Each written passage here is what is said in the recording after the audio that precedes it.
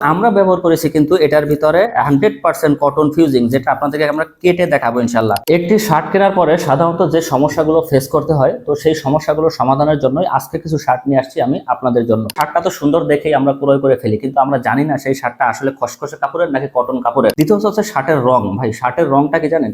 এই পিঠটা আর এই পিঠটা যদি সমান থাকে তাহলে বোঝা যাবে যে শার্টের রং কস কালার কখনোই উঠবে না, যতই আপনি ওয়াশ করেন। এরপর হচ্ছে শার্টের মেজারমেন্ট, শার্টের বোতাম, শার্টের কলার, বিশেষ করে শার্টের কলার এবং হাতা, বুকের প্লেট, এটা কিন্তু খুব গুরুত্বপূর্ণ একটা বিষয়। যেমন শার্টের কলারে এবং হাতায় কিন্তু মানুষ ইউজ করে হলো আপনার সাধারণ বক্রম।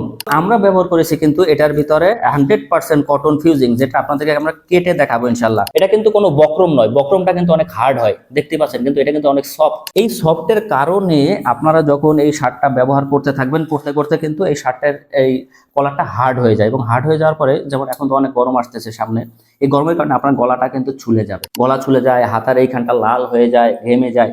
তো সেই সমস্যাগুলো কিন্তু ইনশাল্লাহ এই কটন ফিউজিং ব্যবহার করার কারণে হবে না। এবং আপনি যতবারই ওয়াশ করেন না কেন, হাতা এবং কলার কিন্তু কুঁচকে যাবে না। এই শার্টের, ফর্মাল শার্ট বা ক্যাজুয়াল শার্টের একটা বড় বিষয় হচ্ছে যে এগুলো কিন্তু কিছুদিন পরে ওয়াশ করার ফলে কুঁচকে যায়, যেটা দেখতে বাইরে গেলে একদম বাজে দেখা যায়, এতে নিজের প্রেস্টিজ হ্যাম্পার হয়।